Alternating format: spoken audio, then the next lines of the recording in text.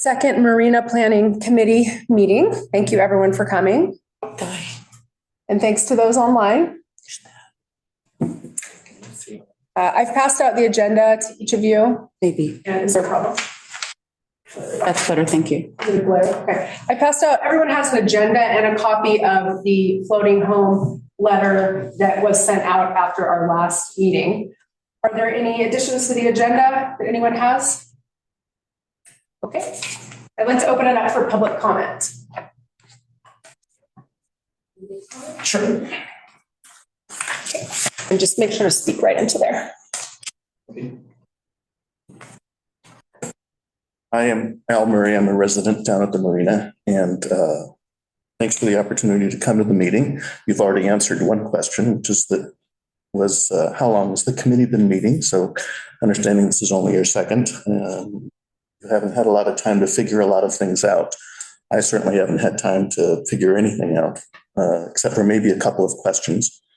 Even if I can't learn much more about them today, I hope it's something that I can find out about as we go forward. I guess I'd like to know what my rights and responsibilities are as a resident. Can't imagine you have had time to look into all of the options of where else I could live, or how I would move my home. So I guess that'll come later. But I guess that's one question is it possible to move a floating home now? And if so, how long would you expect that possibility to last before Springfield blocks the way? I guess those are my first questions. And again, I don't have to have them answered today, but just to put them out there for you. I've been there for 10 years, which I think makes me a relatively new person. It's a special place. I hope to spend my retirement years there. If I don't get to, I'll be sad. But just wanted to let you know that from my perspective, it's a very special place. Thanks.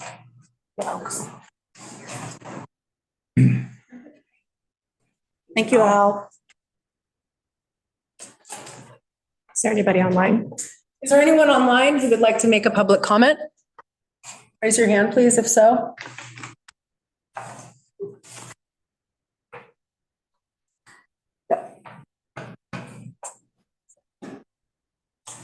Okay, great. Thank you, Al. And we will move on with the bulk of the presentation for today. First, I wanted to start off by, we can pull up the PowerPoint.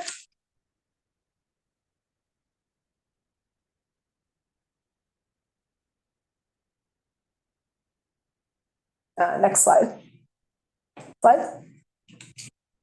Okay, first I wanted to start out by just reminding you guys of my role. I'm not the expert, but I am the project manager. So I just want to encourage you to talk amongst yourselves, and my role really is to help facilitate and organize the discussion. And second of all, we have a handful of follow-up items from the minutes from the last meeting, which I'll lay out on the next slide. But we also had one other info request. I wanted to get back to you. Dave Sass had asked me about the upland improvements that we did at the Marina.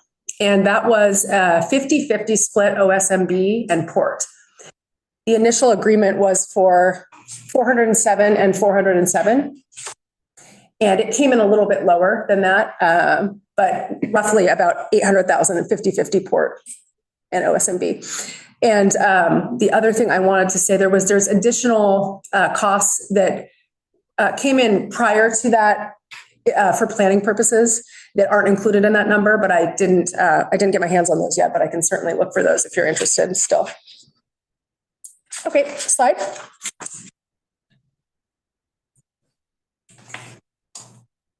This is a list here of the follow-up items from the last meeting. And I put the discussion around the Railroad Avenue potential additional site. Those items are down at the bottom for the future. I just moved those off the docket for today. But for today, I wanted to provide you with an update on the first one, which is following our first meeting. I met with Janine from OSMB. Miriam has a very strong relationship with her also, but I was at a conference and spent the bulk of my time at that conference, having conversations with her, understanding what, what the different ways that they can help us. And there are multiple rounds of grants upcoming and one currently open that we're talking with them regularly on. The second item was the floating home letter and the idea there from the last meeting was we need to let folks like Al and the other gentleman, Jen obviously knows that we're having these discussions.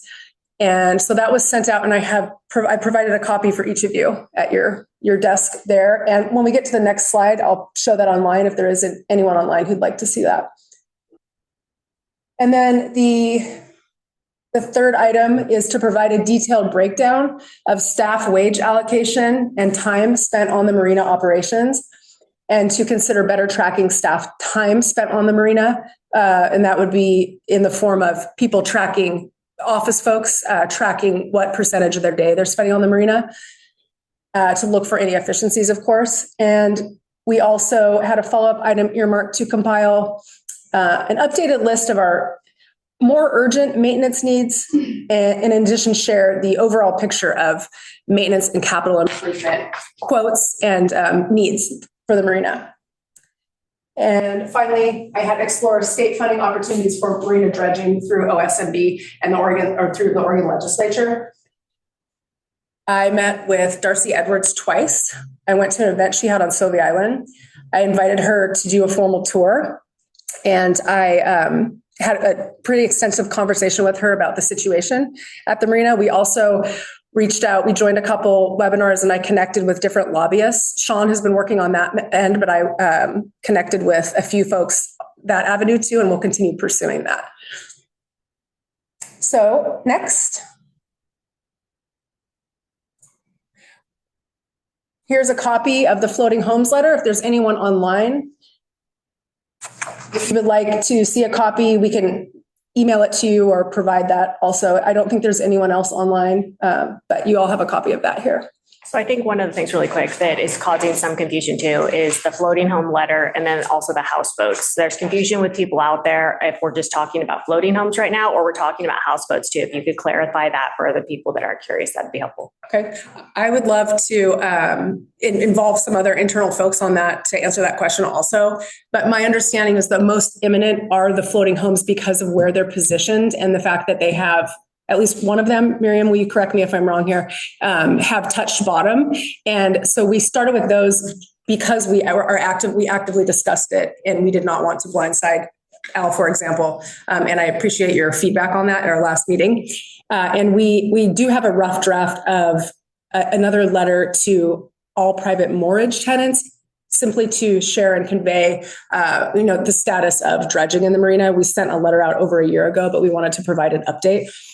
We're working on that, editing that a little bit and make sure everyone, make sure we have that accurate, the verbiage in there. But we have not sent that out yet. Okay. Yeah, because this has created a little bit of confusion and people are a little anxious that everybody that has boat houses are automatically lumped into this. So delineation and clarification. Okay, great. Yeah, but I'll take that back and make sure we do that. Okay, you can go to the next slide.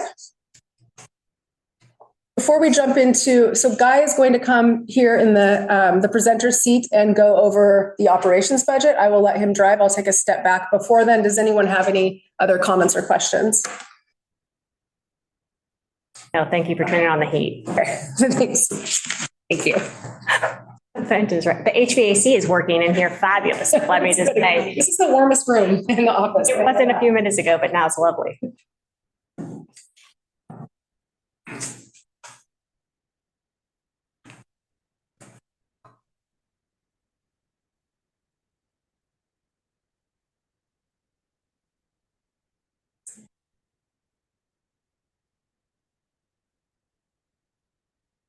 Stop.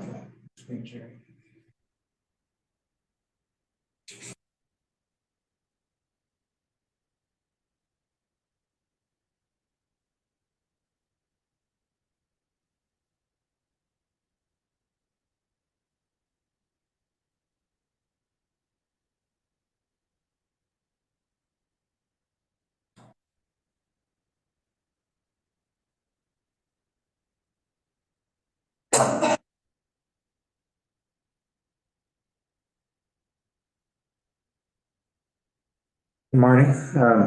Finance manager here. Just did some work on our operational budget, which means operational revenue, expenditures and corresponding operating income. So what I'll do is I'll present some figures incorporated into the March study.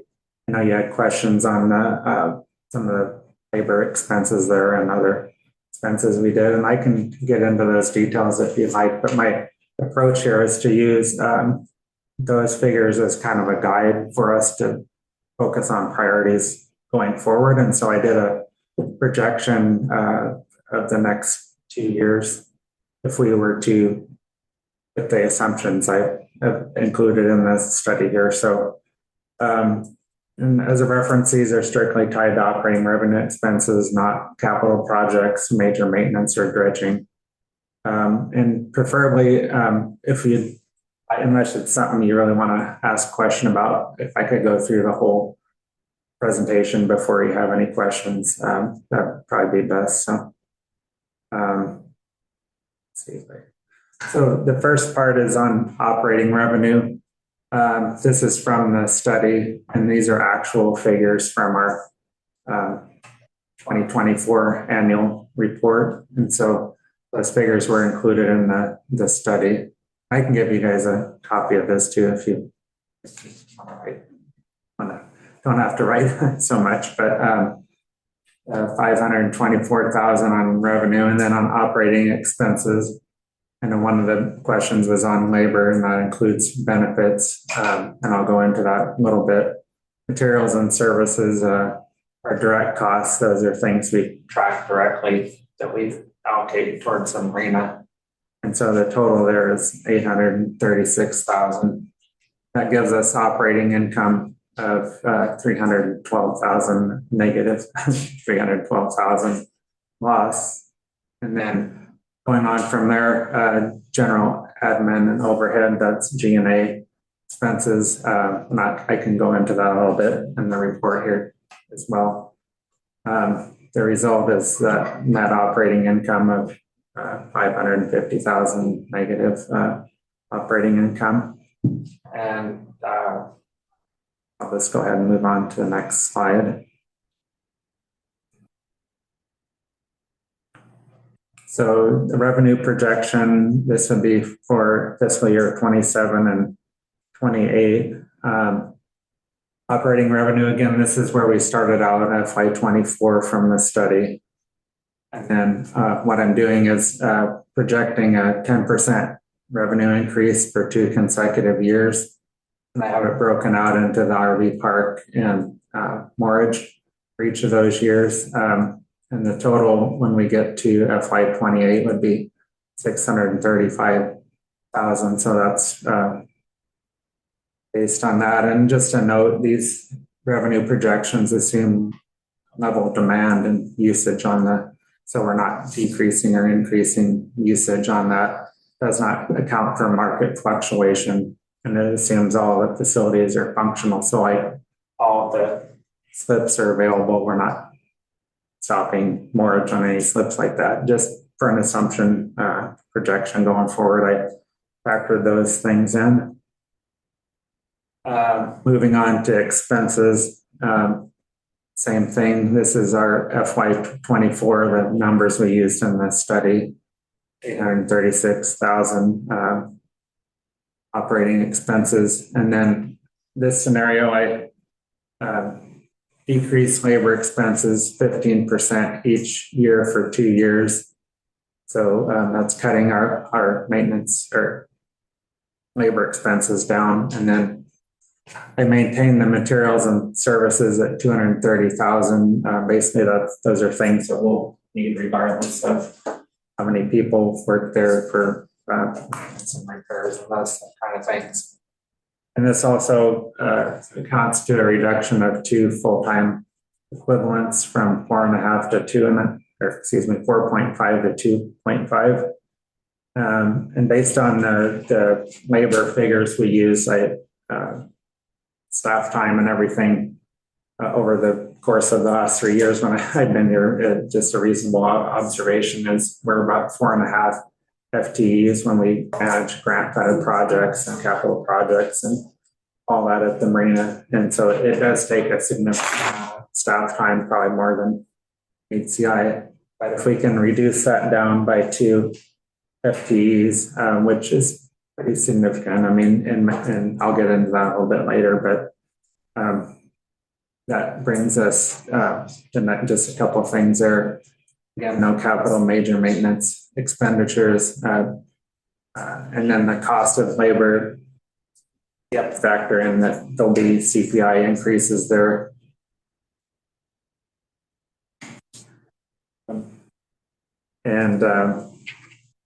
And then just product materials and services will also increase that annually with CPI. So it would be a 15% decrease, but it would have to factor in as an increasing cost too. So a lot of moving pieces here, but it's a good projection at least. So moving on to the G&A expenses at FY24, 238,000, what was used in the study. And then I'm proposing reducing that by 50% to reallocate to other lines of business at the port. This assumes the reduction of 2.5 down to 2.5 FTE full-time equivalent. So that would get us to 119,000 by FY28. So I'm moving too fast. I have some questions here at the end. So this is a summary. Operating revenue, 10% increase, come to about 635,000 over 2 years. Operating expenses will go down to 670,000 in FY28. Operating income would go to negative $35,000 loss on operating income. And if we cut G&A by 50%, that gets us to 119,000 there and roughly a $150,000 operating loss. So that's a pretty significant change by increasing operating revenue and decreasing operating expenses. So, and here's just a graphical representation. With the operating revenue going up, operating revenues in the green bars and the operating expenses in G&A are in the red bars. And then the dotted line shows the improvement in profitability or actually subsidy. So we'd have to subsidize the operation less than we are now. And so moving on here, just a final slide, some discussion items, and these might come up in the remainder of the agenda that Lindsay has, but what are our expectations when it comes to operating the marina, and how do we maintain a level of service there? And then efficiencies, we'd have to invest in new technology, and that cost has not been identified yet. The other thing is just the scale of the marina with 125 slips, and most of them are 20 to 30 feet in length. And that kind of gets lost in a lot of these studies because there's other marinas in the region that have slips that are 35 to 50 feet. And the revenue, you can't discount the number of slips. You have to look at how many linear feet of you can charge on, because a marina will charge on the length of the slip or the length of the boat, whichever is longer. And so we have 125 roughly, or 100, that range of slips, but they're all relatively small. So our revenue generating capacity is limited. We don't really have any extra revenue. And the same on the RV park. We're kind of limited there in the number of spaces we have. And if we added any more, that would be an additional investment. So other thing is maintenance and dredging and capital improvements. Are we going to secure ongoing funding? They put some blank lines in there just to think about dredging, what would be total time, and then how much we would have to plan on each year for setting aside or, budgeting for that. in water infrastructure. I know Miriam's got some figures on that too, just to reinvest in that facility so that we can continue providing those facilities and services. So, and then just staff time to manage any of these projects with dredging and capital improvement projects. It's a pretty significant amount of oversight by staff to complete those projects. And then this operational labor costs, are there efficiencies? And I think we'll talk about this a little bit as well, but RV park, there could be camp hosts that might reduce our costs there and be able to manage a facility. There's probably some investments we'd have to do to look at having a septic system there for someone to not have to move their RV back and forth to use the dump station. And then just technology too, whether we do a reservation system. Right now, the RV park is on a online reservation system, and that works pretty well. There's also opportunities to do mortgage online reservations, but that would have to be an additional cost to do some Marina software and so on to do that. And we're just managing the capital improvement projects and grant funding. And one of those phrases is free money isn't necessarily free money. There's matching funds, there's staff time involved. And so you have to be strategic on which grant funding opportunities we look at.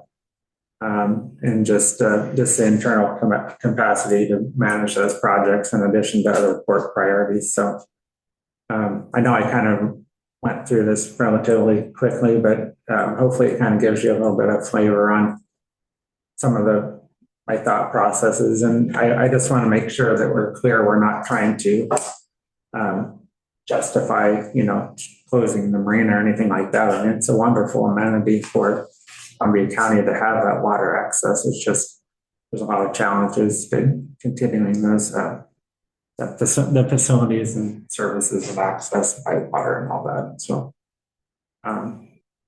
well, that's all I have. So hopefully it's been helpful, but any questions that you have, I'd be glad to try and answer or offer any insight. So. I have a question and then a statement. So one of the questions I have is on the advisory committee, we had also discussed dry camping as another avenue for income revenue. So I'm wondering, I didn't see that up there, if that's something also in addition to the camp host. Yeah, definitely we could look at that. And that could be as incorporated into that 10% revenue increase, whether that's from additional camping or raising rates or combination of both. So yeah, I mean, I personally was surprised on how much it costs to actually camp in general. And I know that this is pretty de minimis when you look at the overall budget, but if we're looking at every single opportunity, then that's one.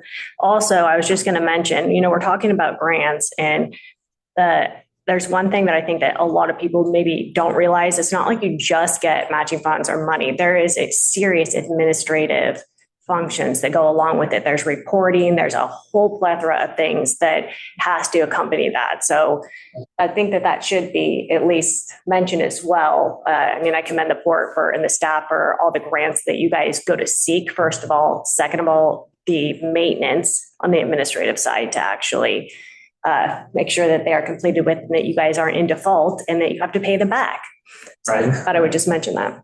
Well, and that's, I think, some of that kind of informs that hyper number that we used in the study, is that there's been a lot of staff time invested into looking into these dredging projects, permitting the capital improvements, and it just takes a significant amount of staff time all the way across from operations, finance, admin, and even commission staff time and preparation. And like you say, the follow through and everything. So I definitely agree with you. Do you have for the maintenance, it seems like you just have a general number, the 230,000, I think that's what it was for maintenance. Do you have a general breakdown for what that is? It seems like a pretty consistent number. Is that, so much allocated to the docks every year? And is that a factual number? I know that not projections, but is that a hard number? What I'm getting at is like kind of a deep dive into the actual operation expenditures that are in each one of these line items. Sure. Yeah, the G&A and the materials and services, I'll just differentiate those two categories. The G&A is basically it's a percentage of our overall G&A expenses for the entire port. And Paul Sorensen from BST that did the study, and I went through all of our figures, and we made our best judgment based on what the expenses are, and it's like 20% of our overall G&A cost for the entire port. And that includes things that are not directly allocated to the marina itself, but office stuff, costs for Overhead. Overhead and all that, and it would be, we'd have to have those costs even if it was a standalone operation. So it is reasonable to include those in the expense. But as I mentioned, if we can cut FTEs down, my proposal is to allocate less to the. And would that be viable or feasible because of the fact that we have less improvements and less grants? I'm just trying to understand like how we could go from 4 FTEs for 4.5, I recall you saying, down to 2 if there's still as many projects and grants. I'm trying to understand. Yeah. I'm trying to understand how that. Well, that's feasible. Well, no, I mean, that's, I'm putting out a financial proposal, and that it is kind of ambitious, but, okay. My goal is to try and look for ways to reduce the subsidy. And that would be an area we need to focus on, is how do we become more efficient and use less staff time? But that also feeds into just like you say, that managing these projects and everything. So if we do more projects, we're not going to cut down on FTEs. Yeah, from a business perspective, I think we would both agree, Dave and I, would be the first thing you cut is payroll. That's the one thing that you can control in most cases. So that makes sense. I just want to know the feasibility of actually doing that. And I think you did a great job on putting this information together, by the way. Dave, do you have some questions? Yeah, I was wondering, is there a labor breakdown for the 609,000? Because I was just thinking in my head, I pay my plumbers about $100,000 a year. Mm-hmm. And just hard costs for me would be having 6 plumbers at the marina all day, every day for the whole year. Yeah. Well, that's like a tremendous amount of labor. Yeah, and I think, let me see, Krista, if I can share another screen here. I'd have to stop and restart. And is that just port labor, or is that also subcontractors coming in? Just port labor. The others would be in materials and service. Okay. So here you should be. This isn't a fancy presentation or anything. Basically what I did is I took all of our staff and we made some reasonable assumptions on approximately how much of their staff time goes to the marina. I don't have their names or positions or anything in here. I just have the dollar amounts. And so like this first one would be 10%, and then 25%, 5%, so on. And then some I didn't allocate any staff time to. And again, this factors in doing the capital and major maintenance projects that take quite a bit of staff time to manage. So, and then we have a seasonal employee that we just hire as a contract to department services. So I included that in there. And so when I add up the total of all these partial numbers here, that's where I get, we're 4.45 employees. And then you look at with the wages and benefits, it adds up to these amounts here. So Does that make So sense? the average employee is making probably $115,000 a year. But with the benefits and everything. Okay. Yeah. But that would still be 6 full-time or 5 full-time people all day, every day at the rate.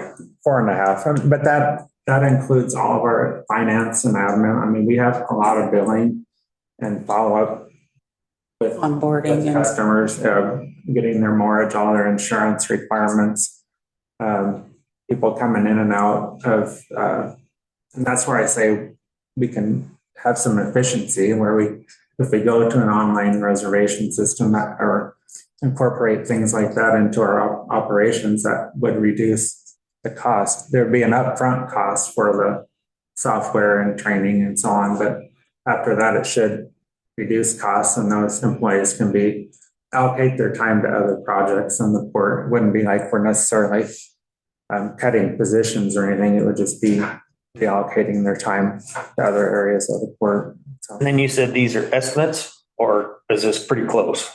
Well, we don't. So in other words, you don't have them write down, like if you're going to go to this marina or this property or whatever, do they have to fill that time card out every day, individual allocations of their day? On operations, they do. I mean, you're tracking that more closely now, Miriam. And it's a little more definitive on operations because, I mean, they're either on the property or not. But our staff here is fielding a lot of different questions coming in on the phone, reservations. I mean, it depends on the time of year. Annual passes, there's people coming in and we're doing, a lot more work there. So that's going to increase. And then other times of the year, there'll be other things they're working on. And then summer mortgage and all that, they're doing more work. So it varies, but we did a reasonable estimate on these costs here. And so we can try and track that a little more closely going forward, but it is hard on admin, finance, like how much time do I spend? How much time does Marion spend? Even, when you add everybody into the equation. Understood. Yeah. So our company, I can't remember which software unit we have, but our guys get assigned the jobs. So for billing, so everything is on their phone. And then when they get to that place, they check in, write down the task, then check out. And if any customers have any billing questions at all, it's boom, pull up that day, that hour, 2 hours, 3 hours, whatever. And everything is spelled out and it takes a ton of heat off of administration. And it's all basically done for you. I'm sorry, I do not know how much we spend on that every year, but I'm sure it's less than what a person is being paid every year. And it is, as long as the employee does their part, it's 100% accurate. No, and I definitely see what you're saying. And I've worked in a business before that charges by the hour like that to customers. So you definitely want to track your hours. It's, for this study, we didn't have that information. So my approach was to do it, best guess reasonable amount. And Paul and I from BST actually revised this number down from what I originally thought. And then we revised it down once and then we revised it down again. So it actually could be higher than this, but we're being reasonable. And I think one of the big things that goes unnoticed is just how much staff time goes into managing some of these infrastructure related projects and permitting. It takes a lot of work to chase that stuff down. That's what made me wonder, because even being on the advisory committee, we would be talking or we'd get like fantastic updates about the projects that we were looking at. And they just like for a year or more is like talking about the same project and update on the research or the information that's come back. So it seems like it does take quite a bit of time too. So, yeah, but any other questions or all very good. Oh, you don't have any questions for me? You might put me on the spot. Guy, I'm going to state the obvious. You've dialed it down that it's looking better. The finances of the marina are very simple. You've got your cost, you're, let me say. You got your costs coming back down just to maintain what you have and just to maintain it. Mhm. There is no line on how to improve it. So even if we stay these numbers and you get down there, this is not as simple as just changing out. We're going to take this one 2x4 out and put another 2x4 in. You're looking at a major makeover. You should have concrete floats with through tubes and totally lined. And then when you start talking about cuts you have to make, it's not done yet. And I'm getting ahead of myself, but if you eliminate certain things, does it make your maintenance costs get even smaller? And a covered boat moorage carries with it a lot of responsibility with the weight, with the work, how the docks hold up. If all of a sudden all that entire marina was nothing but open slips, what would that do to the finances? It's a big number, and you're not going to get there here, but it's coming down. It's coming down the pipe there. What I'm worried about is projections are great and it looks good, and hopefully you can dial it in. But if we're looking strategically 5, 10, 15, 20 years down the road, what's in there right now isn't going to last that long. In fact, a lot of it's in there is probably not going to last more than 5 to 6 years. And it's been a Band-Aid approach. You keep on throwing a Band-Aid on it and a Band-Aid on it. The other one, and I'll shift gears real quick, is the care and feeding of grants. They're wonderful. You get them, you do the project, but then you have a long-term obligation to whoever gave you that money to perform. And if you can't get there, or that obligation in the future gets to be so great, is that grant really worth it? But I hear you 100%, Paul. What I try to do here is just focus on operations performa, and when we consider what the future of the marina is and how we're going to make it, put all the pieces together, it can add to what this performa is for operations, because we can add to it for managing costs. It at least gets us down to where, if everything were to remain the same under these circumstances, we could get the subsidy down significantly lower. But is that real? That's the question. is it a viable business line? Yeah. Exactly right. Yeah. But thank you. Your information broke out was very, very well done, presented. Thank you. Any other questions? I do. How often are slips available as far as covered? Or is that another question for her? Well, I'll defer to Miriam on that if you don't mind. Our covered slips are generally full until we start approaching the off season. And this year we had several boats that were hitting ground. All right. But for the most part, they're filled up year round because nobody wants to lose them. Do you mean whether they rent the slips when they're empty or not? Yes. Sometimes, not consistently though. Okay. And then I did get the information back on this, what I was talking about. It's called, the one that we use is called Service Titan. Okay. And it only needs to be used for a lead person. So you could have like Clint or whoever. Like a supervisor or something. Exactly. And they can log in with the amount of people. Depending on which package you get, it's between $400 and $600 a month per each manager. Okay. And we use it. I don't use it because I'm not that smart, but everybody else in the shop uses it, and it just takes all questions are gone. That's really good information, and something for us to consider going forward. Because the labor costs are a huge part of keeping the marina going in the RV park. So, thank you. Thank you. Anything else? I'm going to reiterate, I appreciate you giving a presentation, because I think that there may be some people out there that think that costs are being buried on this project to, have an excuse to shut down the marina. So the more clarification we can have on operational budget, I think is really great to dispel anybody's concern and kind of set the record straight. So I appreciate that. Yeah, you bet. Thank you. Yes. And I'd like to remind everyone that we will post a recording of this meeting on our YouTube channel. So if you need to go back to hear some of the numbers and see them, it will be there. But he's also happy to provide them directly if anyone would like those. Actually, Guy, could you provide us a copy of your slides? Of course. And I know we have Wella joining online.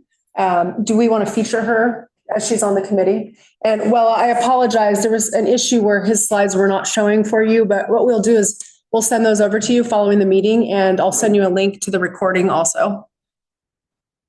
There you are. Hi. Thank you. Okay, great. All right, so you can go back to slide. Oh, my numbers are off. It's not slide 2. Go to right after the next one. Next slide, please. Okay, some of these Guy just touched on, but I wanted to share with the committee. We talked internally, and Guy pointed out one of the efficiencies we gained recently was eliminating boat inspections, which were unnecessary. And we've initiated internally, well, we haven't quite kicked it off yet, but we've been discussing ways of tracking employee activity like we were just discussing, really figuring out, where people spend their times, just jotting it down or using an app. And other efficiencies that we're discussing internally, camp host, Guy already touched on that, 6 to 12 month minimum mortgage with prepay or semi-annual payment. I would defer to Miriam or Guy on that one if you have any questions about that. And then we're also discussing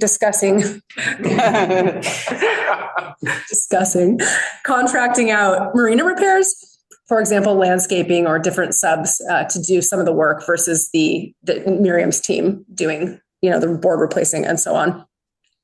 And then we've also had internal discussions about privatizing additional on-site marina support or sort of reconfiguring how we support the operations there. And I don't know if you guys have anything to add there. Those are all very preliminary. We'd have to. They're all very preliminary, but I wanted to share. So if anyone had any ideas and you wanted to discuss any of these here, I'll go ahead and open it up if anyone has any comments on this list. The next slide, I have the fee. We're going to talk about fees, which is something that you typically handle with the advisory committee. Is that correct? Every 2 years. So we'll get to that next, but go ahead, Paul. So for efficiencies, especially just on the camping side, that's something that the board could partner with the county. The county operates numerous county parks, has an online reservation system. Could that little piece be carved out or turned over to the county or control of it? Therefore, the county parks department is in the county. Is probably the best revenue source for the county. Is solvent all the time and actually lends money back to the general operations of the county.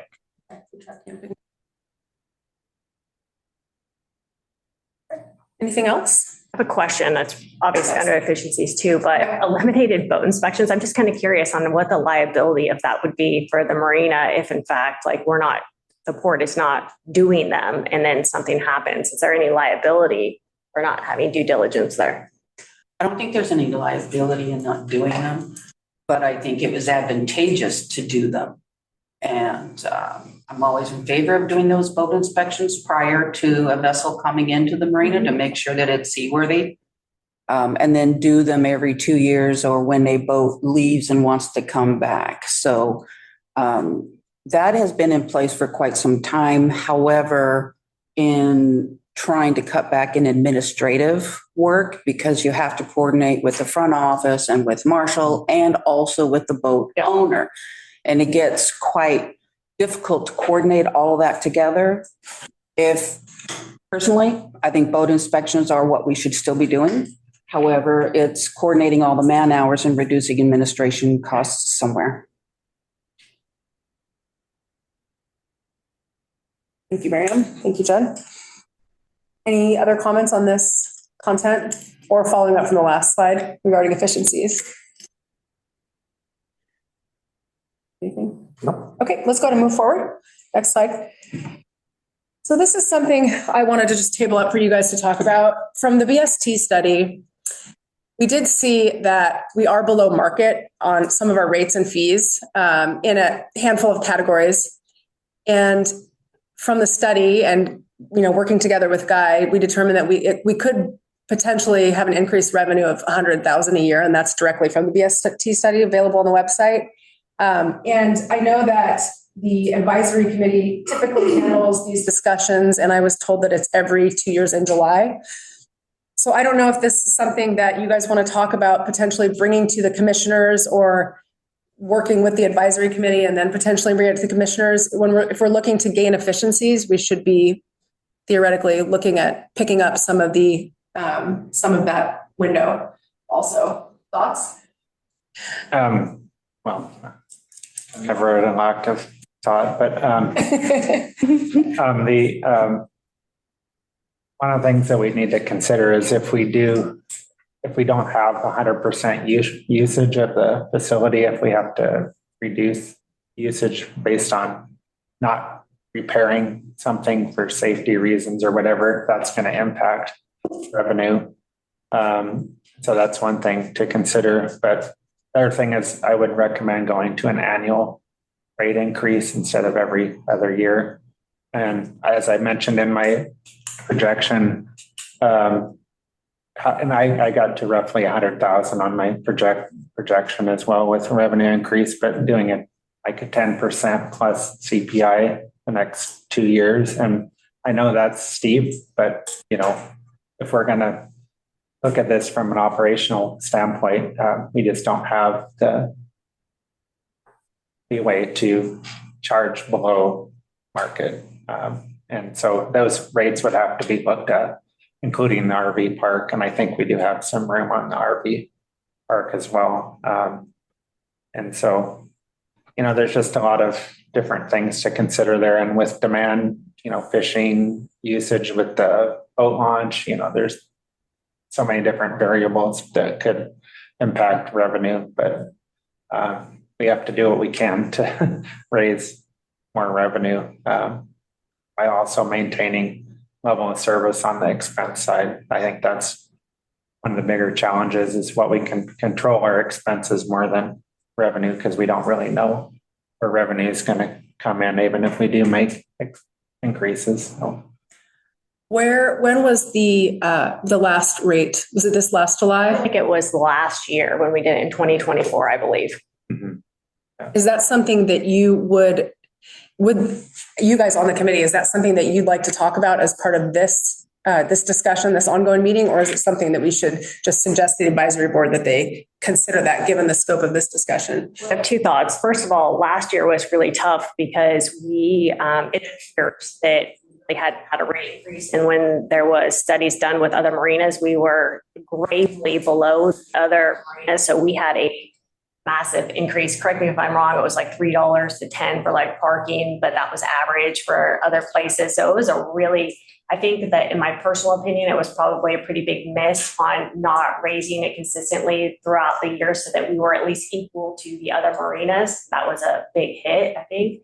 But I think that everything should be evaluated. My personal opinion is it should be evaluated annually because I think 2 years is too long to let things go. So I think it should be looked at each year. It's harder for tenants too. When you make a big bump like that, you want to do a gradual increase, but the goal is to get at market value and consider CPI and all the expenses and related to private mortgage. And I think we did a really good job. My personal opinion is that we did a good job, considering other things like for veterans or people on Social Security and people that were in county versus out of county. Like the committee itself, I think did a really good job on having very organic and productive conversations and where we came up with it. And I mean, we went with what we had to at a minimum to get to the rest of the other marinas.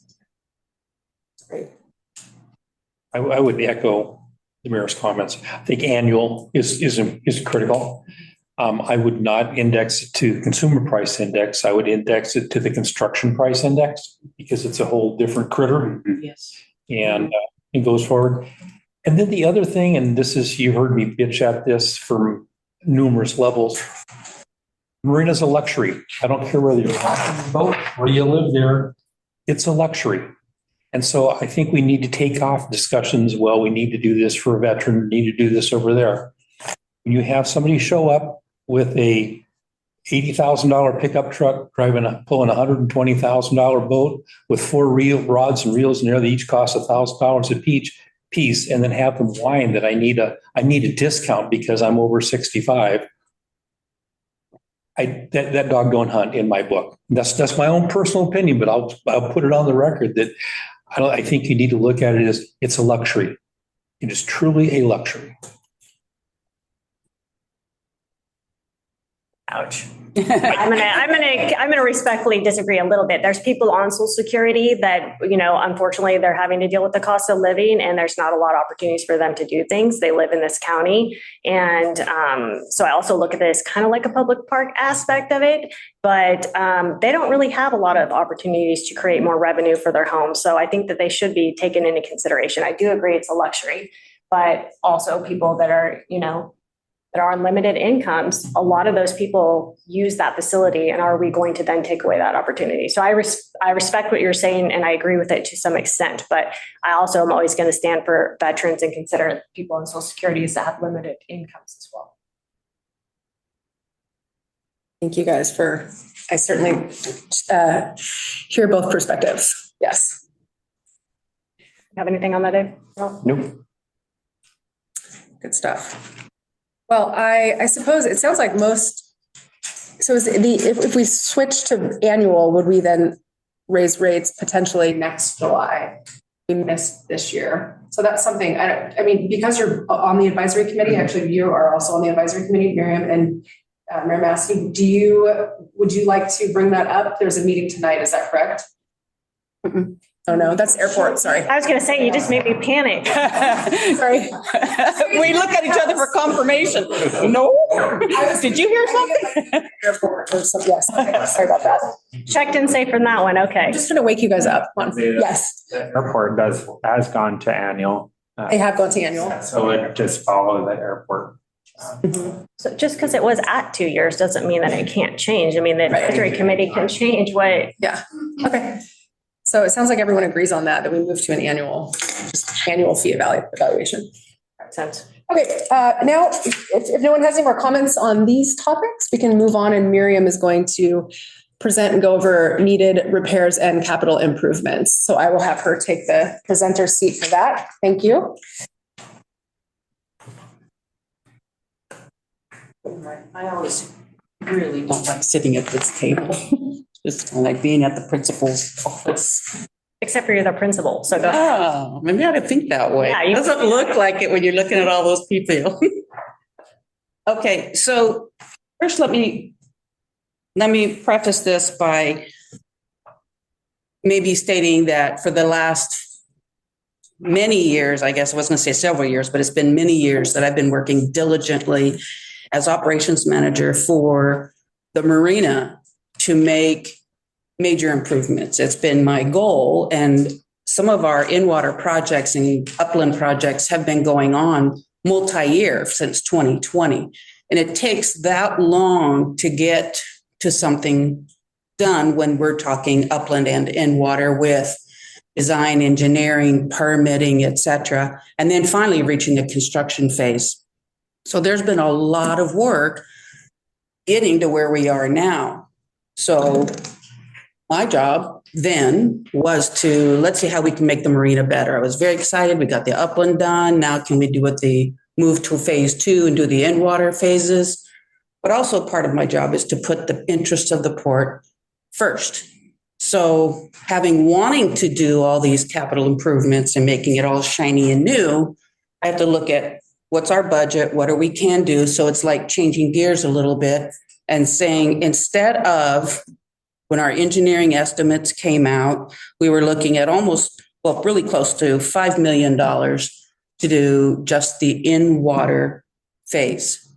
So what you see here is sort of a most urgent need. We should have switched the slides a little bit. But Yeah, we can. you want to go to the next slide first? Go to the next slide, and then you come back to this. Yeah. Yeah, there you go.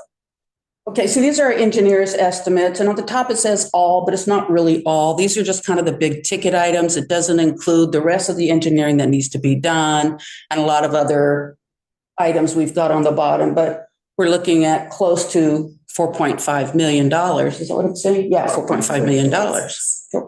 So what we're now trying to do is say, what how do we switch gears and change the in-water plan, all the capital improvements that were needed that we've discussed with OSMB, we've been discussing internally, we've done public outreach, we've done all of these things to get to where we are now, but things have changed, right? Now we have to look at this differently instead of saying, oh, let's make all these improvements. Now it's like, okay, what can we afford to do and what is necessary or urgent to do? So we've taken, this includes the boat ramp, the whole plan for the in-water, which was the boat ramp, the main dock, kayak fingers, and the get-ready platform for the kayak and all of that. I have taken the kayak fingers out of that estimation there, as you can see, because since we didn't dredge, which was the premise for a lot of the in-water improvements, there's some things that we cannot do now as that were planned for. So if you go to the next slide, what we've tried to do is take our wish list and narrow it down to what really needs to be done. So we're looking at 1.3, having shaved a lot of our capital improvements off. This 1.3 does not include the replacement of the boat ramp, which was scheduled to be done 2026, but now we're going to be, if we postpone it, I would recommend that we do it within the next 3 years. So we'd still have to budget for the first slide you saw for the boat ramp repairs. I've taken that out now because that's going to be 3 years from now. But what we've got here is a gangway. The main dock needs to be replaced. It's beyond picking at small repairs. The new gangway needs to go in. Now we have a couple of options. The original scope called for a 165-foot gangway, and that allows us to meet very close or within the ADA compliance for the slope of the gangway. This does put a lot of weight down on our landing where it meets the main walkway. The problem with this is because we didn't dredge, we can't afford to dredge, we can't put a lot of floats in that one area where the gangway meets the main walkway.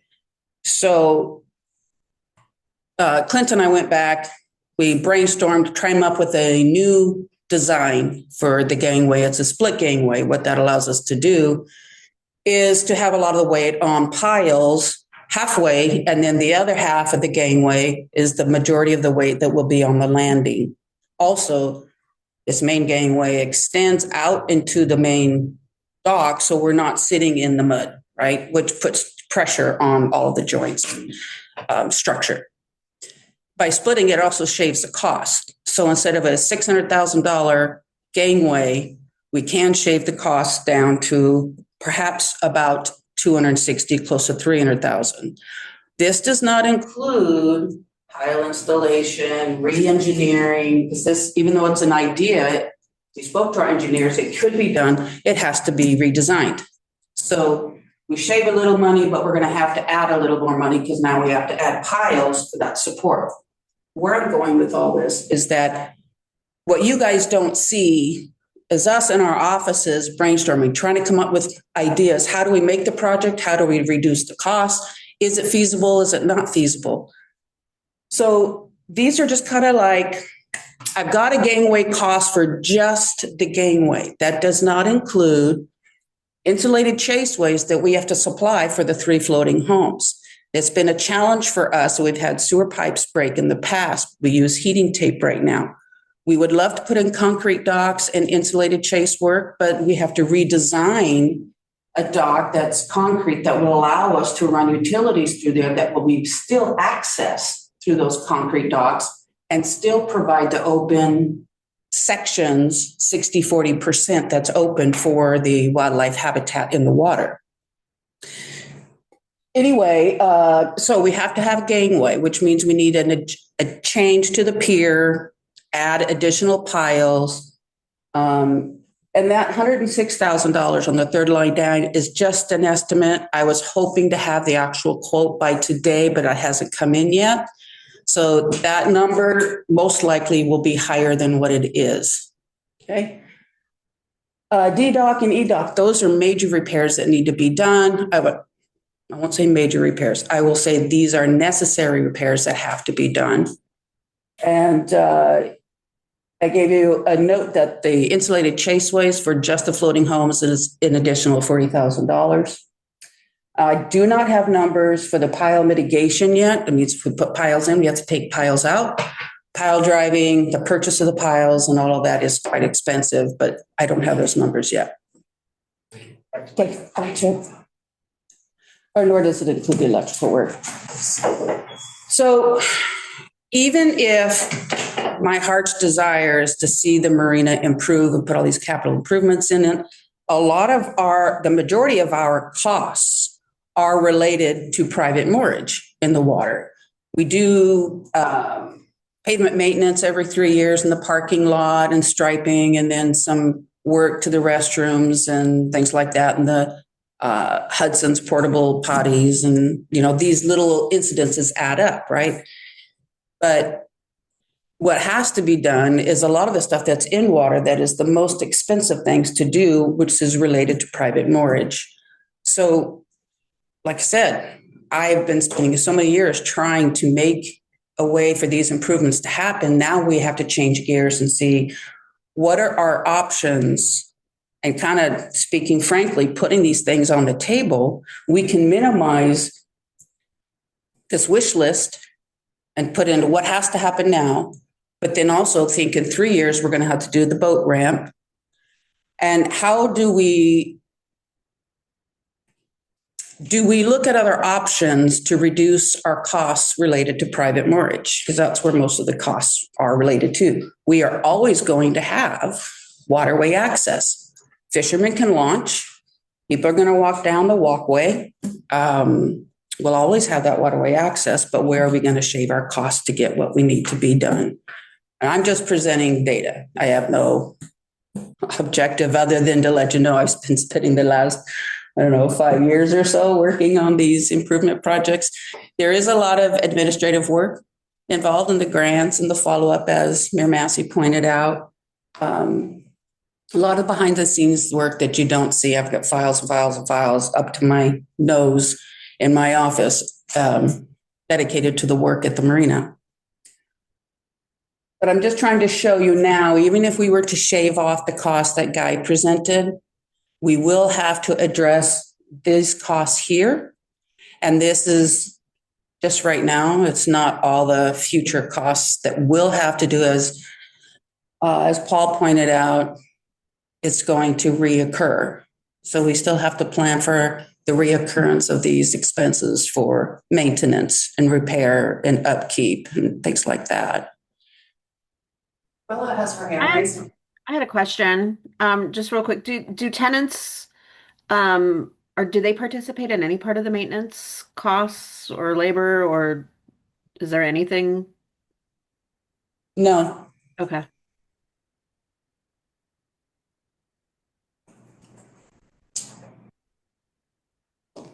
A couple of questions. Thank you for the breakout. I'm not attacking the port's process, but you talk about your naval engineers that are doing this. Has the port considered bringing in actual contractors for design build? Because naval engineers and naval engineering has a one standard, one size fits all approach that maybe you don't need. I'm sorry, go ahead. You mean as like design and engineering? In the design and engineering, only to say that, you ask for one thing and they're going to give you something else.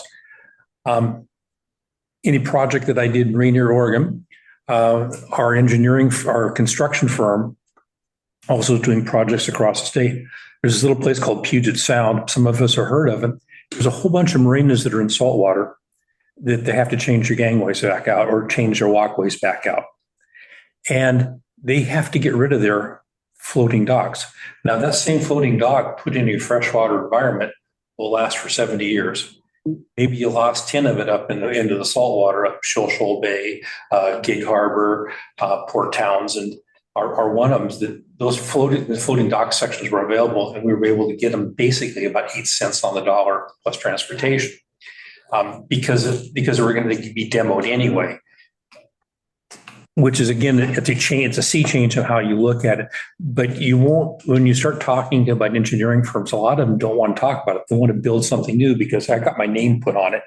Or you can get some of these construction firms. I'll throw Bergerson out of it, and Astoria out. But there's another one, Advanced American up there, indeed, Birch and the stuff that he's doing. They are ripping out marinas all around and putting new stuff in. And if you could buy floating dock sections and floating gangways, there might be a way to save some money. I only bring that up there. Great. So in answer to that, yes, the port has looked at in-house engineering or contracting out for engineering, but it's also related to design build, not just marine. But when we get our design and engineering and they give us a rough order of magnitude, right? My job is to go back and say, can we do it better? Can we get it cheaper? Can we get it from a different contractor or different materials? So instead of going from concrete, we're looking at, can we do a graded material, or can we do docks that we can find for pennies on the dollar, so to speak. Someone from another marina that's doing remodeling, that they have docks that are in good shape, that we could buy them from them on, half price. We have looked at those, and it is a habit of ours to, even though we get the rough order of magnitude from the engineers and they want to design it a certain way, our job is to kind of question that and see how can we do it better and make improvements beyond that before we go to the implementation. But I take your point well. Thank you. Yeah. And pile mitigation, that's talking about when you pull one out, you're going to have to put back in because you. Yes. Yeah. Okay. So one of the things that we've been looking at on the main dock, and I mentioned that, I hate to say this because I don't want anybody to get the wrong idea. If we did not have private norage, you could shorten and reduce the length of the gangway. And the main dock can be shortened using less piles and having to have less pile mitigation. That's an option to us. Do we want to do that or not? Like I said, I'm just putting information out there and then for everybody else to decide how we want to move forward with that. But making the project smaller and shortening the work that's necessary, shortening the length, it's some things that need to be considered, unless you can find a way to meet our goal without having to do those things. Who evaluates the docks and decides whether or not they're in poor condition or in good condition or need? Our staff and our engineers. All right. And OSMP.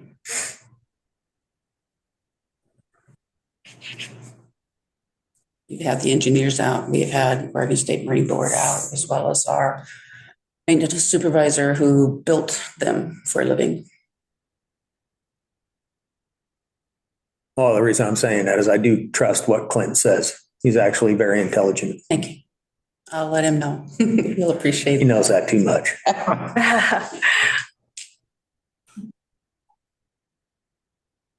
Do you have any other questions for me or suggestions that I can take back and work on for you? Do you think any of this even matters if we don't get the channel dredged? Sure. I mean, is it? Well, think about it. The money in if it's just going to be silted in and worthless? First of all, we don't know when we're going to get silted in. We can have an idea based on what the engineers' reports have given us. We also know that, or can assume based on the engineering report, that small watercraft may not have difficulties. So if you have a vessel that draws a short amount of water, then you probably won't have any trouble launching and getting into the channel. I'm not a boater. You obviously know that where you have to be in the channel to make all that work.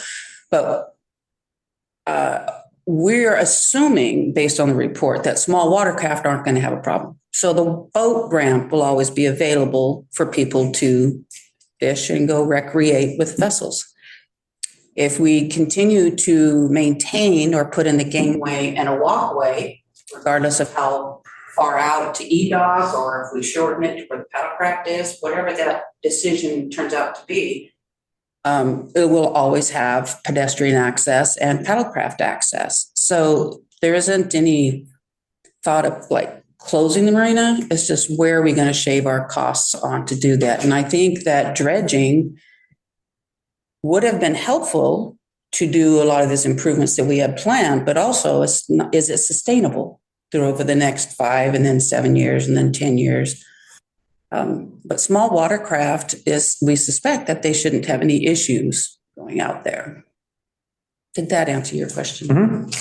So I have a question for Guy. So you've run different scenarios. Have you done one that breaks down not having any private mortgage? Like, have you looked at that from what we are getting from income or the port is? Like, have you done that exercise, or is that something that you could do so that we could see what that looks like and how that changes the dynamic of the financial outlook? Yeah, to answer that question, I haven't really done any specific analysis like eliminating private mortgage. And that would be good information to have. And so that could be something I look at, but, just, I guess, common sense or whatever, obviously, the major costs out there, like Miriam mentioned, are related to in-water infrastructure and dredging. And so it's the operational side, we lose revenue, but looking at how much we'd have to put into capital improvements and potential dredging, would it make sense just to put a transient dock in there that doesn't have like annual mortgage on it, just for people to tie up temporarily when they're launching their boat or whatever, or does it make sense to replace what's there? And so kind of reimagining what that will be.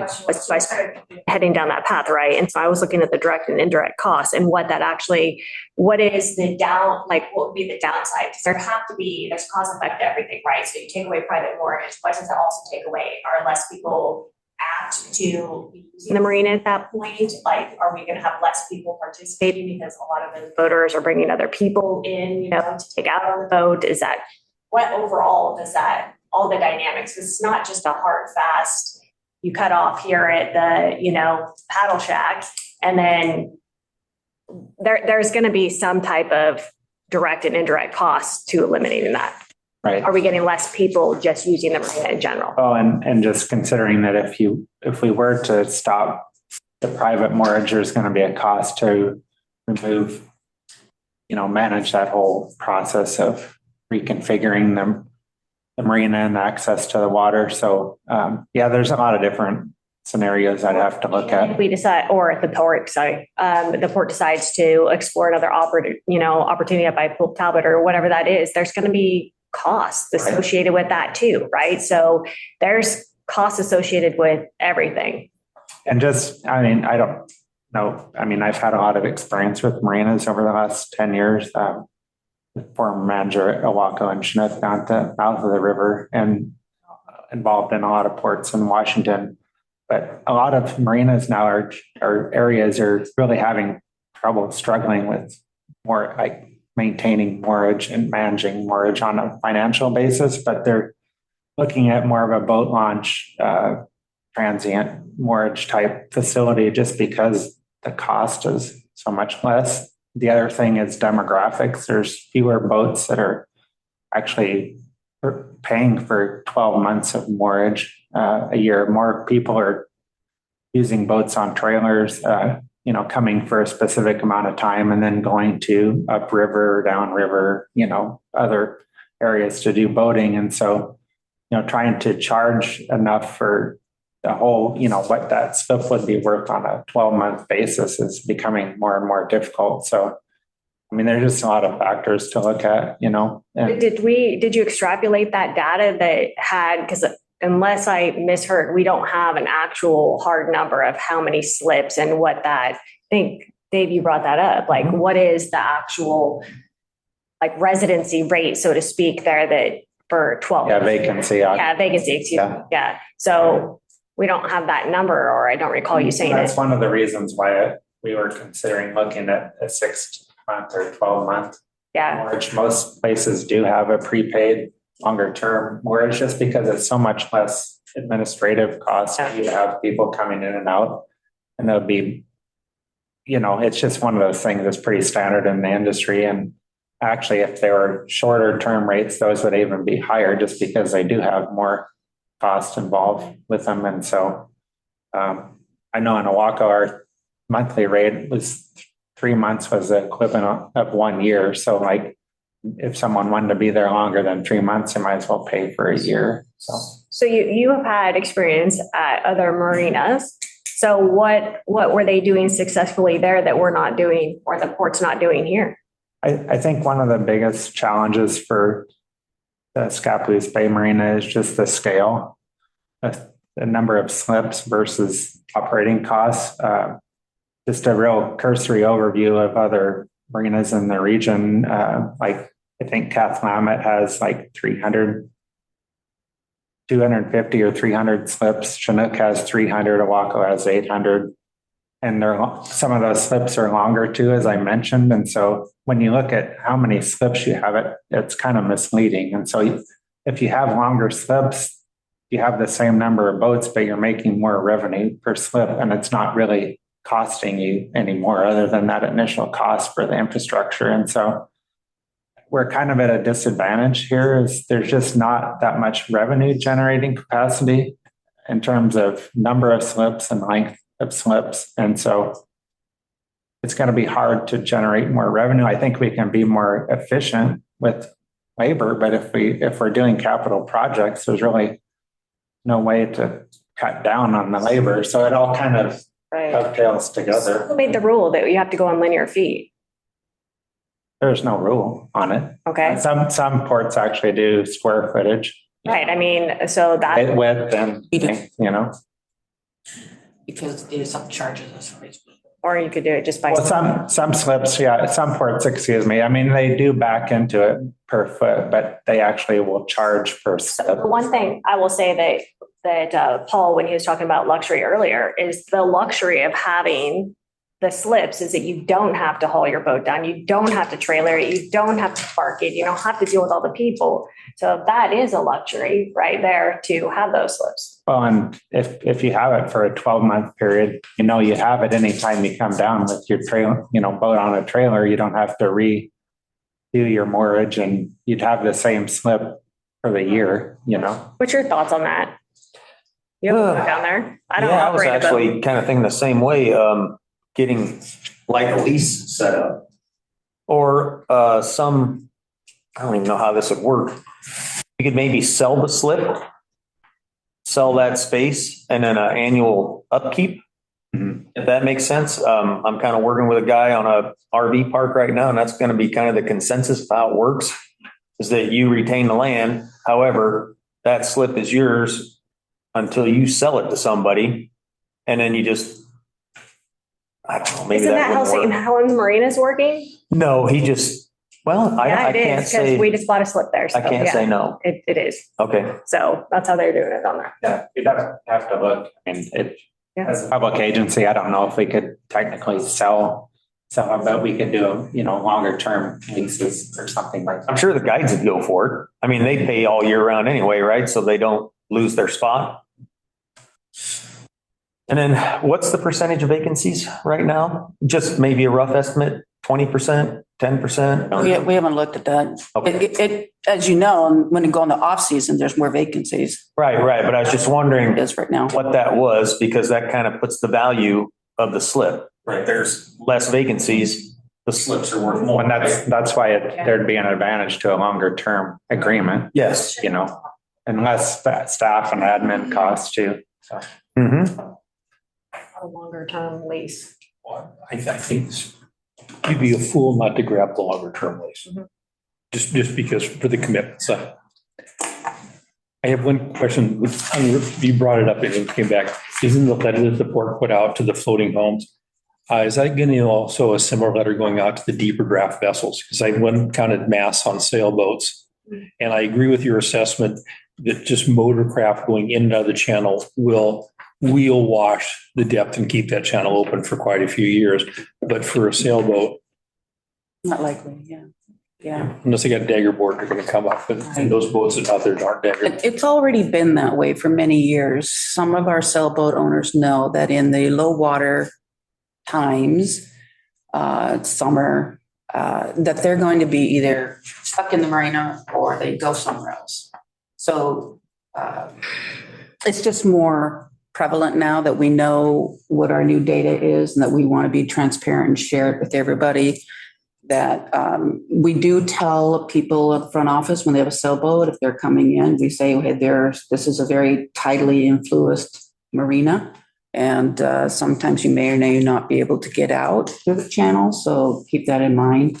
This is just something we just started to say so that we didn't want a sailboat person to come into the marina and then be very upset that they can't use or have access through the channel all year long. We just want to make that apparent. But that's been known for quite a few years already regarding sailboat. I think we have maybe 7 sailboats. There were 11 masts last time I had looked at this. Yeah. If they didn't, One of them is ours. if they didn't get a letter, I would hope they get a letter too. Just yes, that she's already addressed the issue that we're. To all private moorage letter is coming. That's the next step. We just had a few more edits to it, and I think the draft is in the.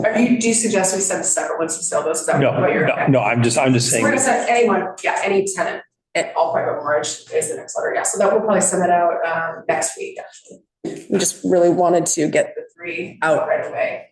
So we'll talk about them less. Okay, well, if there's nothing else on that topic, if you want to go back to the slides. I have one question. So are there any plans for funding for any of the projects that you had listed up there? Yes.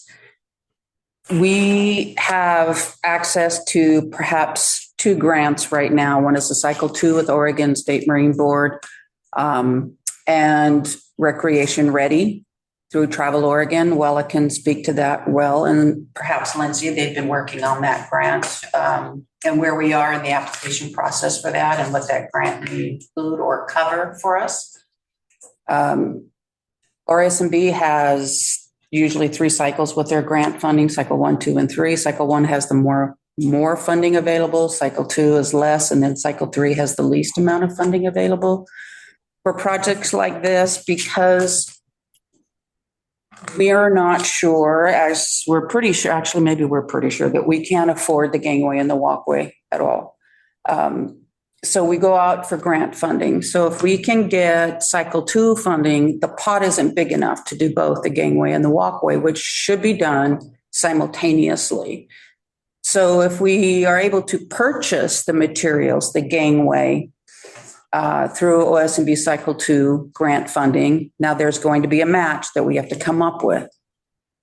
Then that could be our baby step, is to purchase the gangway.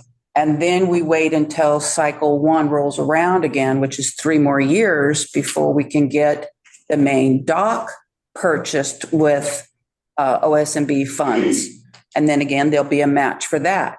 But during that 3-year process, I will say I am concerned because we started the permitting many years ago to get new docks put in. So those many years, plus you add 3 more years for OSMB funding, cycle 1 to roll around so we can get the main walkway. I don't think that I can guarantee you that main walkway is not going to last 3 more years. So we have to do something soon.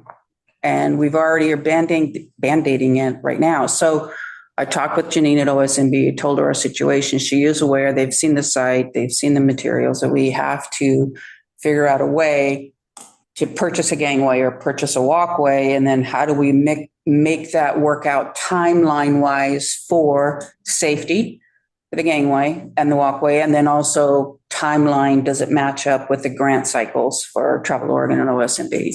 So yes, we are always looking for assistance. We're going after all of them. We apply for all of the OSMB cycles, the Rec Ready one as well. And that one's 100,000, but it's no match. And then how much typically is cycle 1 open for? We never know because we don't know how much OSMB receives. Yeah. And we're working on the cycle 2 one right now. So, and then, yeah. Take all the money we can get. Well, and the recreation, the first phase of the Rec Ready program is a coming up with an action plan. It's a planning grant this time Yeah, around. it's part of a planning grant, and then when you complete that process, they'll put together an action plan, and then the phase 2 of that is the $100,000. Yes. So neither grant will afford us funds to replace the walkway when we need it. So kind of have to figure out what we're going to do in the meantime regarding that. Thank you, Miriam, for everything there. If you want to go ahead and pull the slide back up. Do you have hard stop at one, or can everyone continue? Because I want to give you guys time to talk about this last slide item. Okay, go back to, it is second to last or third to last. There you go. This, I talked about this earlier, but we have been talking with Oregon State Marine Board, of course, and I've connected with Representative Edwards. We're trying to work all angles to get anyone who can help us advocate for all the work that we need to do there. So leaving no stone unturned. And I had separate conversations with Mayor Massey and David Sass about some additional ideas with regards to Marina and dredging, and I want to invite you guys to share those ideas and for you guys all to discuss amongst yourself once they do. Just to be clear, I'm here as in a citizen capacity. Yes, so you're right. So Jen, right, yes. Yes. That's a very good point. Yes. We can call you Jen. Yes, thank you. Speaking on behalf of the city, as a resident of the Marina and as a citizen of the county. So I'll dive in. Again, this is just conceptual because we're leaving no stone unturned. I know that there's a lot of heartburn for operational levies out there, but also, this is a jewel of Columbia County, and I think it should be up to the citizens to choose what to do with it. And so I put down some thoughts. I try to go through it as quickly as possible. But my concept is a 10-year operational levy for the Scappoose Bay Marina. So it'd be a dedicated 10-year operational levy that ensures long-term financial stability, environmental compliance, and public accessibility to the Scappoose Bay Marina. The levy would provide predictable, transparent cash funding, based funding for dredging, maintenance, infrastructure renewal, preserving the vital community and economic access, holy smokes, I need my rest of my coffee, asset without borrowing or interest costs. So again, an operational levy would be obviously a voter approved property tax. And again, I know people, how they feel about taxes, but again, this should be up to the people to make the determination, in my opinion. We put it out there. If people like it, we have it at the end of the day, done everything possible to shave costs and then leave it up to citizens. So this restricted exclusively to the marina operations, maintenance, and dredging. The model would not be a bailout, but rather it should be, in my opinion, pitched as a stewardship and sustainability levy. So ensuring that the marina remains safe, navigable, and publicly accessible for generations. That's what it is. It's not to expand, do additional projects, grow. It's literally a sustainability program. Part of that would be strengthen, obviously, the community benefit and improve public buy-in, but it also could allow the port to eliminate all launch and parking fees for local residents, funded entirely by the new local levy revenue. So again, the goal wouldn't be to expand, it's to sustain. So it'd be 10 years. So that's predictable funding, maintain public access. It creates leverage. So every dollar raised could maybe unlock additional matching funds for state and federal sources. Preserving the goal is preserving the public waterfront and access, ensuring that Marina remains safe and thriving for our local economy. I did some not extensive research, but and I'm going to not pronounce it right, CISLAW and Toledo demonstrate a levy supported. You might be able to speak about those supported marinas. I didn't have a lot of time to do a ton of research, nor am I a subject matter expert on any of this, but this was my contribution to try to see if there's an idea here. Then also could structure the levy to fund a year one using the first year levy revenue, and it could be as a pay-as-you-go model.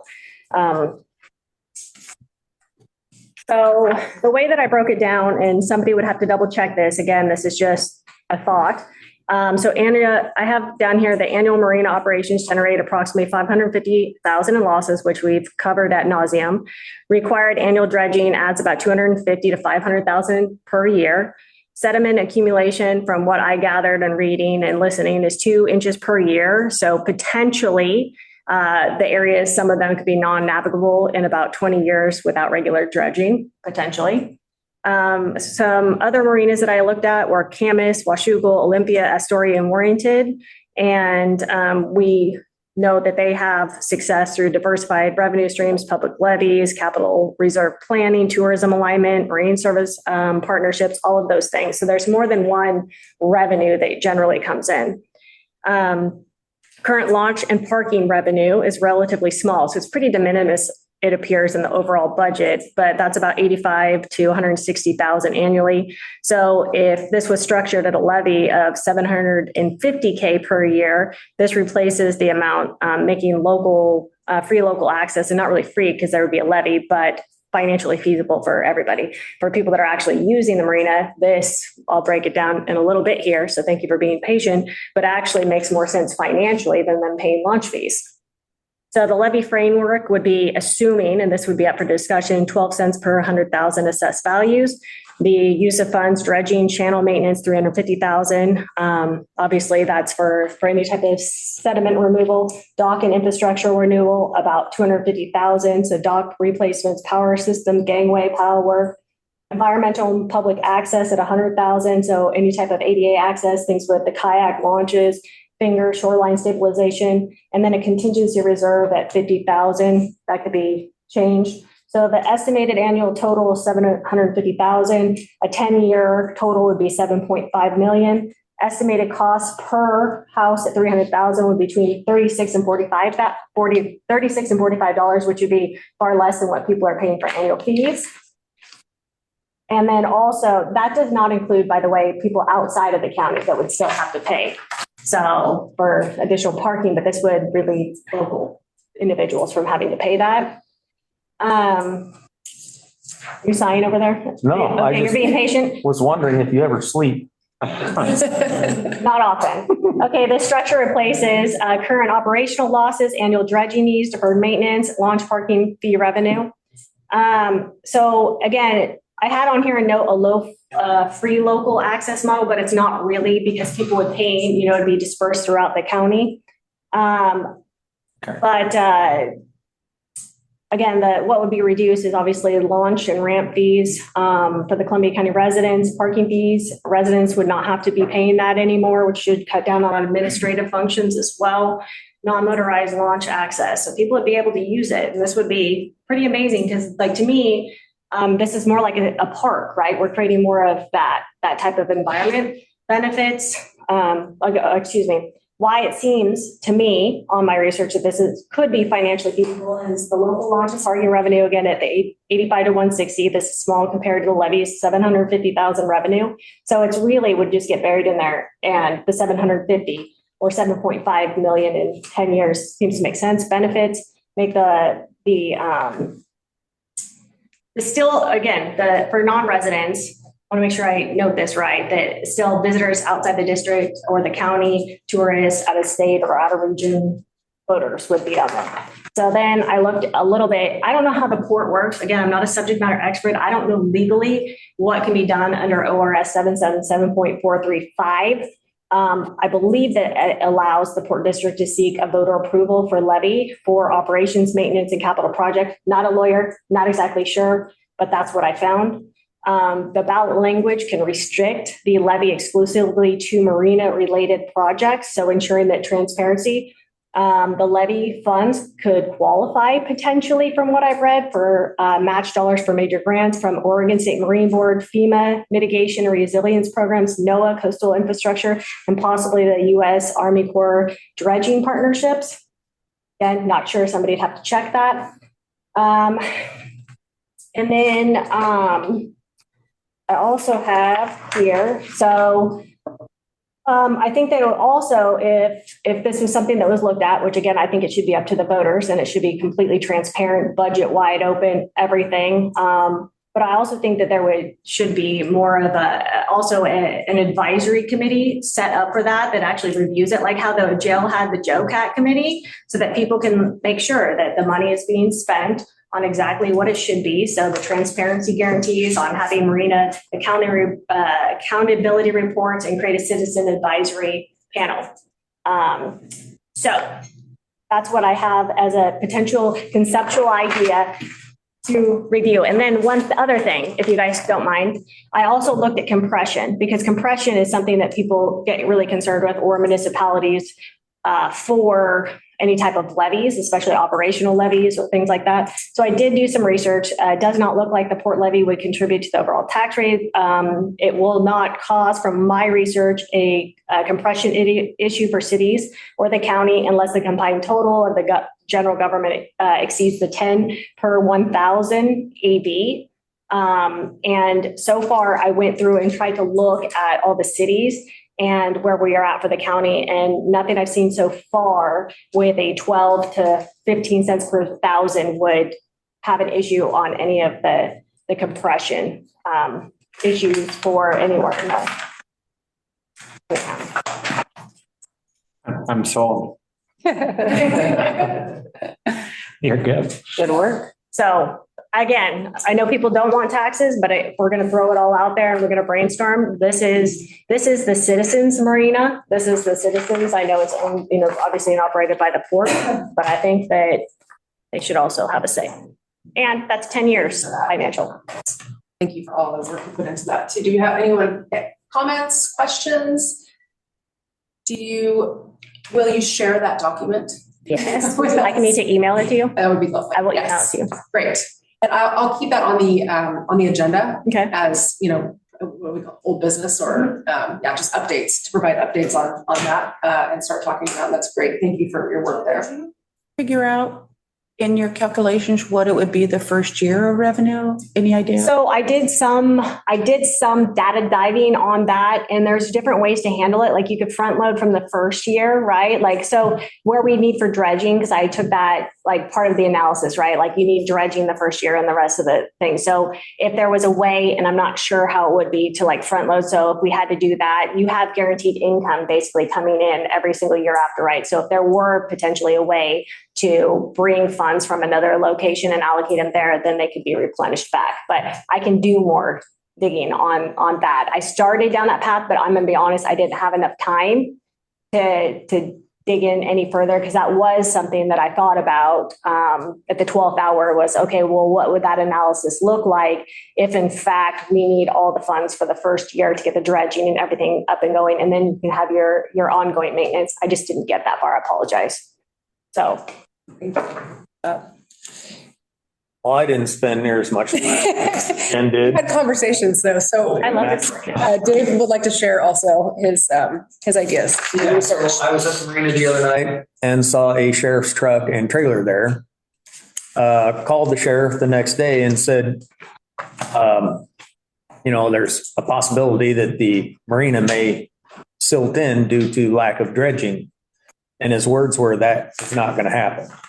I'm like, all right, good. I said, that's kind of why I'm calling you, because I'm wondering if there's any angles that you can use.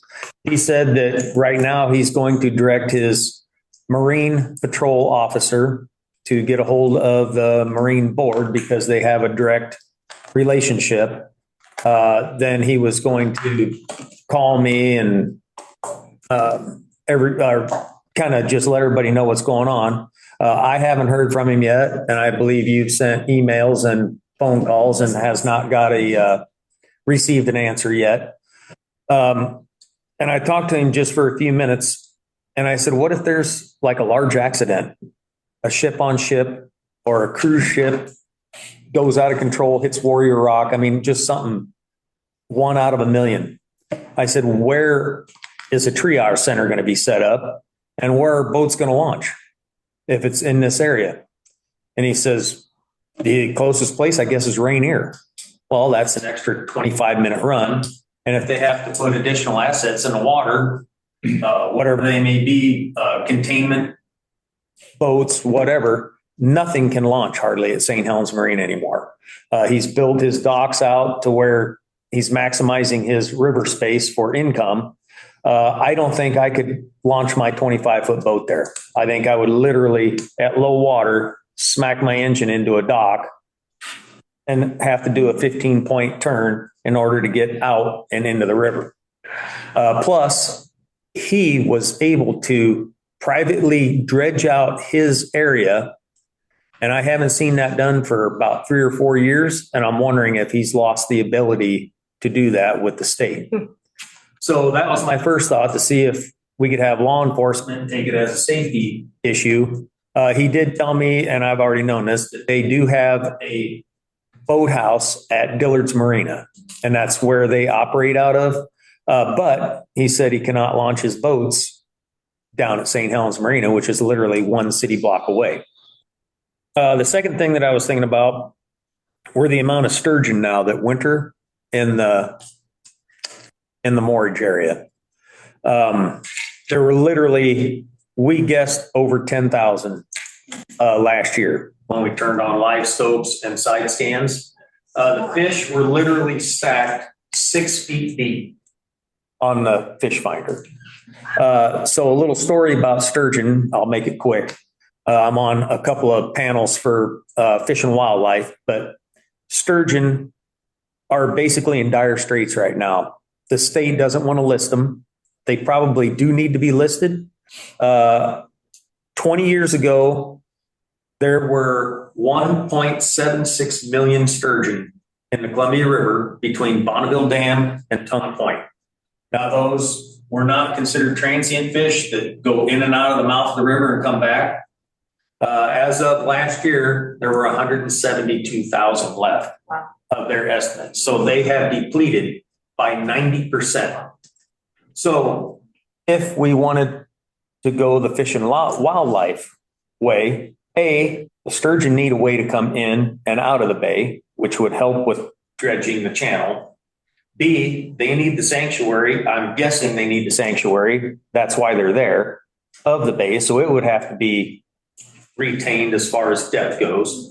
I talked to a Fish and Wildlife officer, a local one here, asked their opinion, and they said that they, on their patrol, they patrol everywhere, Salvi Island, up, down, all around. They are no longer in Sturgeon Lake. And that's why Sturgeon Lake was called Sturgeon Lake. It's because they all congregated there at certain times of the year, then moved out, spawned, did whatever. They said it is silted in so much they can hardly now get a boat on Sturgeon Lake unless it is at near flood levels, and they can go do patrolling for ducks and et cetera.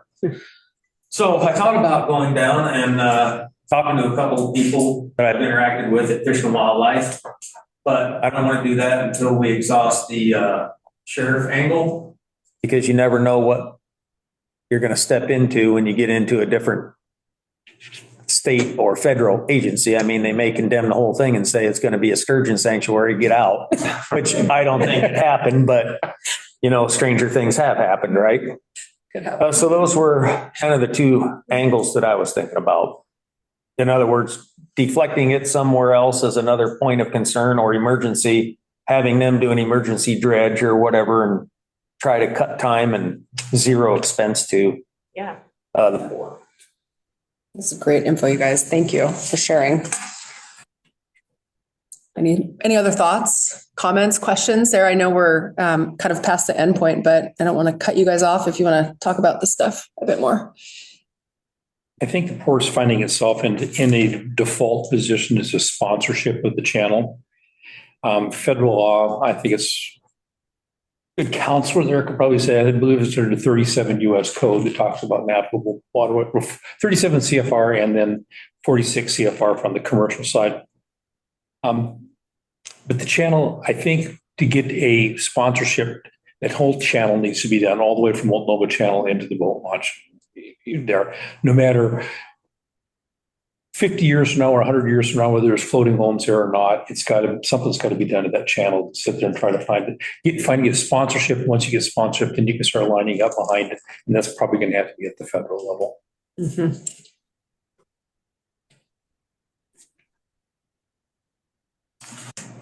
Okay.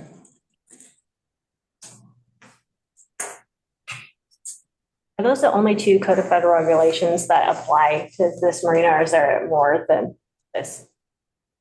Most of it's in navigable waters. There was Navigable Waterways Acts that were created basically since the country, since it became the United States. And so there's navigable waterways and act. And so you look for the channel sponsor, and like the Columbia River was sponsored way back, I think even before, it was after Oregon statehood, but before Washington statehood. And you get there and you start coming up the river, and all these little side channels used to be designated as federal navigational channels and waterways. And that gave you the authority to start going back in. It gave you a little more oomph trying to get the Corps to do something there. And Multnomah Channel is a federal navigable waterway, but I can't find that there's a channel that comes off of it, a side channel, so goes to Scappoose Bay. If you get the federal waterway, then you can start going on the federal side. And once you get to the federal side, you can start putting pressure on people. I mean, to get Westport Slough redredged, it only took me 13 years, but in 13 years, we finally got federal money to come back in and do it. And it was lining up every year. Senator, and representative, and they got a letter, and you went to their office, and after 13 years, you finally got it dredged. Multnomah Channel would be similar to the same way if you can get it there, but it's got to be that designation. I think that would go a long way, and it's going to impact what happens at the Railroad Avenue site. It's going to impact the Marina site too. Because the trouble is you don't have federal navigation, you don't have true commercial commerce. Mm-hmm. And the commerce clause is what's going to hurt. And the authorization goes through the Water Resources Development Act when that's renewed. Yes. And so it'd have to be included in that. Exactly. So you got to get designated first. It's called WRDA, the Water Resources Development Act. That's a major thing. The research. I've never heard of it. I'll connect with you. It sounds like you, Paul, and Guy offline, and Miriam, of course, to see if there's anything that I can do there, and also keep that on the agenda for next time. Update. Pacific Northwest Waterways Association would help with that. Okay. Perfect. Answer questions on. Well, we're at 1:20, so I think we should probably wrap it up, but not before we schedule our next meeting. What are your guys' thoughts on the cadence? We started off with 2 weeks, we bumped it to 3, and then we're getting into the holidays. So 3 weeks from today would be December 15th. I don't know how busy folks get around that time of the year. I know it varies from person to person, and then the alternative would be just doing it right in the new year. What do you guys think? Vote, show of hands, December 15th or push to the first week of January or second week of January? My first question is how much time that staff would need to, I don't want to have a meeting that we haven't allowed the staff adequate time to get the information to get to us. So that's my question. I don't think it's really up to us. I think we need to hear from staff so that we're not putting more of a burden on your already busy schedules when you can collect this data. I think 2 weeks felt like way too fast. And we could, we probably a month would have been, based on the experience from the last 3 weeks, I would say a month is probably perfect. Do you guys agree? I would recommend January because the 15th is the same week as a commission meeting. Okay. How about you guys? I feel like the first week in January is fine. Actually, I'm going to be burned from January 6th until January 10th, I believe. Okay. So she said the 5th, so you're dialed. High five. Perfect. There we go. Done. It's a done deal. Well, does that sound okay with you? Yeah, the first of the year sounds better too for me. Okay, great. I will review the notes from this meeting and have action items that we'll start working on right away for the next meeting. And thank you guys all for your thoughtful research and thoughtful communication and for being here. Thank you very much. With that, I will adjourn the meeting. Thank you. Thank you guys. Thank you all. One point. Yes. Marina lost $105 since we started this.